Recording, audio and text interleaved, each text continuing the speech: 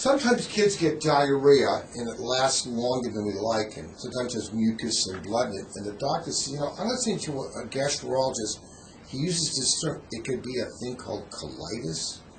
What does the word colitis mean? Is that something very serious? Well, colitis simply means inflammation of the colon, and this spectrum of condition may be quite broad, from extremely serious on one extreme to very mild and temporary on the other extreme. But if you see blood and maybe a little mucus in the stool, and he says to you, and it could be a thing called ulcerative colitis. What is ulcerative colitis? Ulcerative colitis is a serious condition. It's a condition which has a strong genetic component, and a large proportion of children with ulcerative colitis have close or extended relatives with similar category of medical condition. What part of the intestines involved in ulcerative colitis? Ulcerative colitis, by definition, is when only colon or large intestine is involved. It can involve any portion of it, all of it or some of it, is that true? Correct. It may involve any portion of the colon, and the condition usually spread from the rectum up. What age usually is the most common age that you start seeing a kid with that diagnosis? Well, this most common age when children develop ulcerative colitis is age after 10 years. There's a small proportion of children have ulcerative colitis before 10. This hints along the way, but most of the time it's around 10 or 11 years old, is that correct?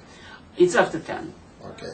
And if you do make the diagnosis, how do you make it correctly? Well, the diagnosis of ulcerative colitis, like majority of pediatric illnesses, is first of all made on the basis of clinical observation and a suspicion on a clinical basis. The children with ulcerative colitis usually present with bloody diarrhea. In other words, the child has blood, mucus in the stool, and the stool become liquid and frequent.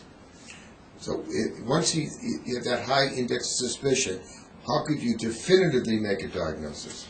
Definitive diagnosis of ulcerative colitis made on the basis of colonoscopy.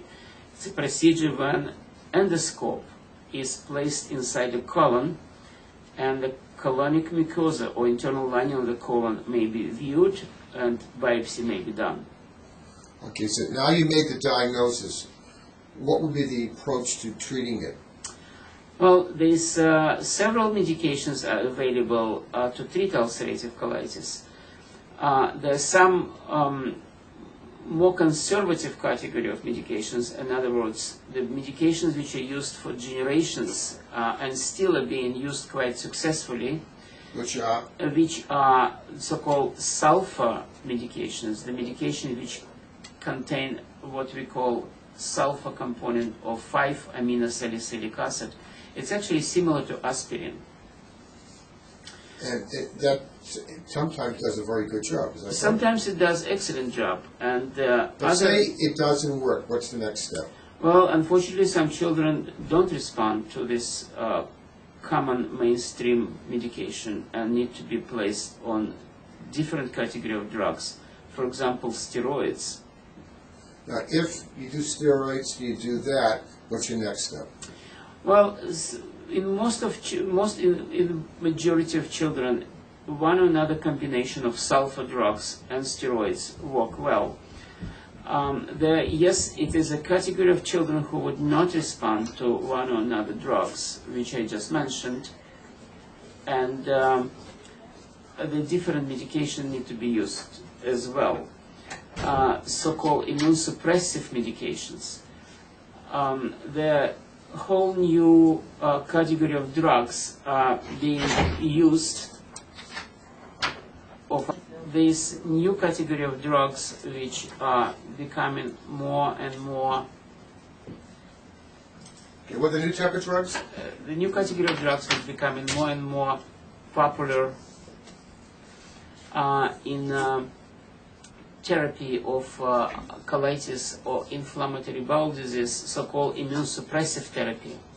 Now, if we use these blue drugs, and that colon is very irritating, is there a risk of that area becoming cancerous down the road? The risk is very, very small and really not appreciated well enough yet. The multiple studies are done at the present time and on a way to appreciate degree of risk of using immunosuppressive drugs. Do sometimes they do surgery for colitis like this? In rare cases, the ulcerative colitis is a condition which, at least in pediatrics, usually well controllable by conservative management without surgery. But it has to be followed very carefully because of all these risk factors, right? Correct. But there's a prognosis is pretty good as long as you follow very carefully. Is that correct? If it treated aggressively and early enough, the prognosis is usually good. But the general rule is you got to be followed very close. Right. The follow-up should be extremely close, and there are several categories of children with ulcerative colitis. About 30% of them are actually not doing so well and require alternative treatment. There are newer type of medicines on the market now? The so-called biologic treatment of ulcerative colitis. And An example of that would be, what drug would that be? Well, one of the most popular so-called Remicade. The other one, the newer on the market, called Humira. Very expensive, aren't they? They're extremely expensive. Most of insurers cover the price, however. Are they very effective? They're quite effective.